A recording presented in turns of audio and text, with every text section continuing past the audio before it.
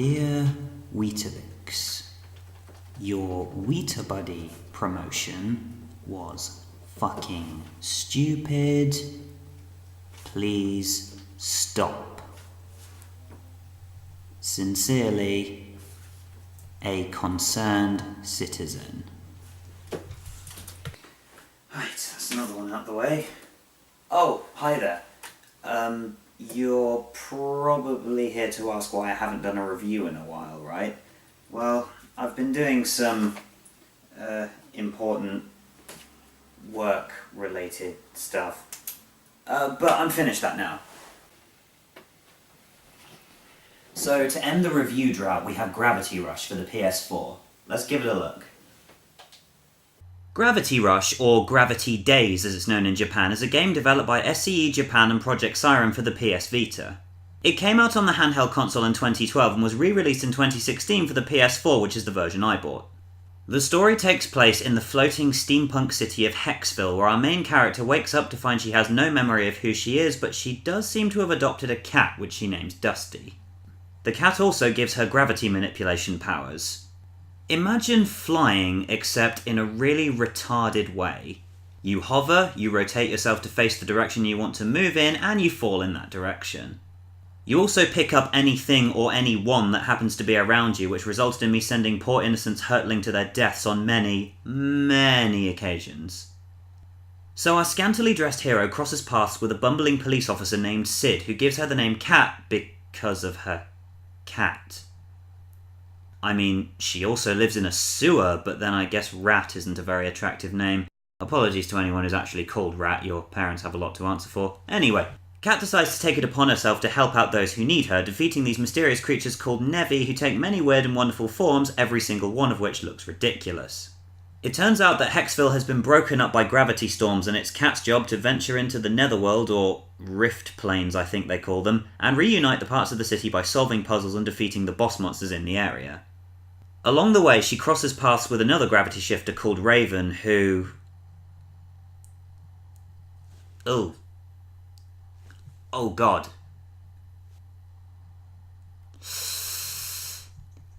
Yeah. The game as a whole offers an interesting commentary on modern society, which was perfectly exemplified in the first scene where Kat saves some guy's kid from a gravity storm and he immediately tries to sue her because she didn't save his house. Eat a dick, you ungrateful fuck. This is modern society in a nutshell. You see someone collapsed on the street, so you perform CPR on them and bring them back with mouth-to-mouth and chest compressions, and when they wake up, they sue you for cracking one of their ribs. Humans are fucking garbage. This game and I clearly share the same view of the world, and when you factor in the anime-style storyline and the fact that I'm a sad loser who loves anime, this game feels like it was tailor-made for me. In fact, I've often said that if I could have one superpower, it'd be something akin to this, actually. I love the idea of flying this way. It just lacks class in the same way that I do. Anyway, more on the mechanics. Cat can do basic ground attacks, but fuck that shit, gravity kick is where it's at. There's also this spinning claw attack, which is really just the drill dash from Nights into Dreams, except you can't spam it like you can in Nights, nor can you fly indefinitely. You have to let your gravity gauge recharge by not flying for a few seconds. Aside from the spiraling claw, you've also got this attack where you throw massive boulders at enemies, which actually became pretty useful later on in the game. The only special attack I never found a use for was the micro black hole. I tried using it on a number of occasions and it did sweet fuck all. There's also the sliding mechanic, which looks pretty cool, but I hardly ever used it, even when I was supposed to. It's kind of overshadowed by the flying mechanic, but I don't mind too much. It's there if you want to use it, and I like having the option.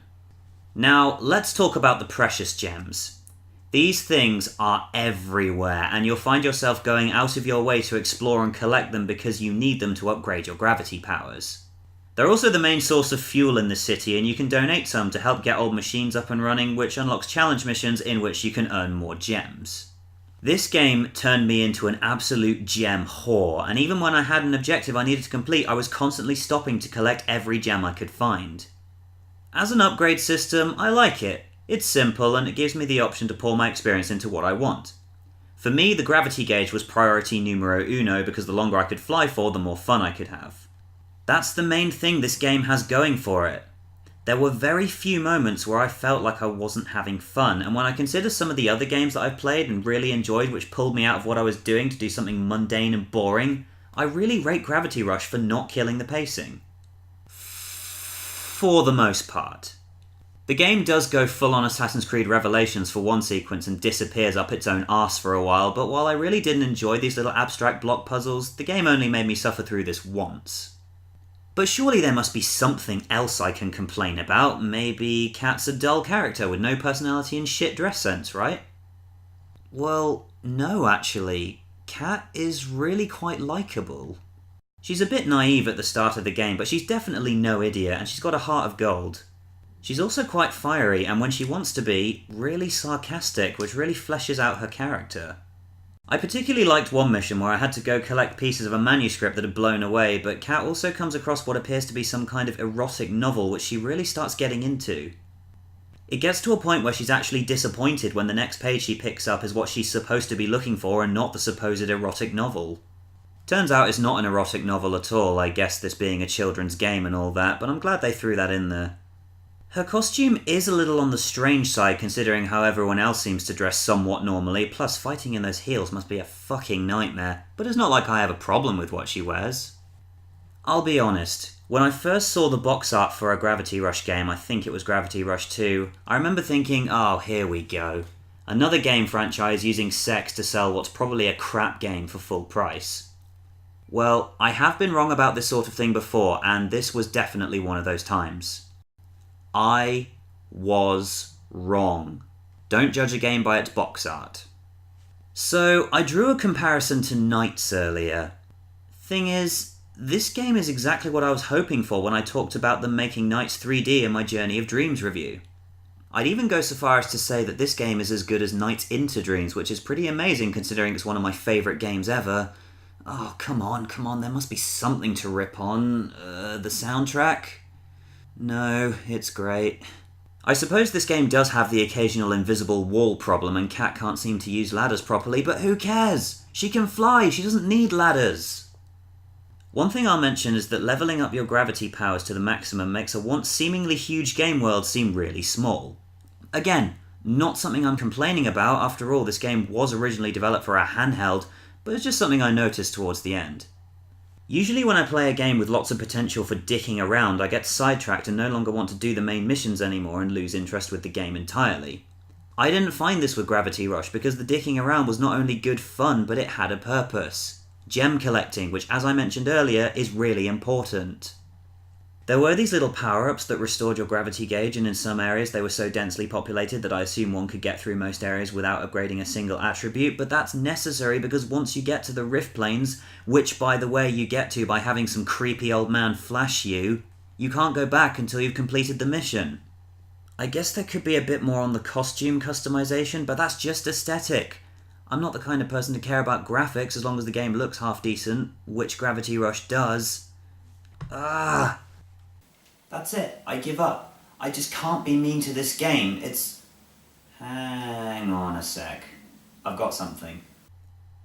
I mentioned before how you pick up anyone that happens to be around you when you take off and it causes deaths. Honestly, I was surprised I hadn't gained a reputation as a serial killer by the second half of the game, but what happens when you try and mess with key characters? Doesn't seem to be affected by my stasis field. Yeah, important people are immune to your powers, at least while you need them. There's also moments where the game strips Kat of her powers and she's left to fend for herself with nothing but basic jumping and kicking to see her through. As much as I hated being neutered, I can understand why they did it.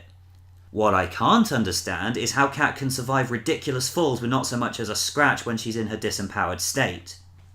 Aside from those small issues, I'm really hard-pressed to find fault with a game I enjoyed more than most games I've ever played.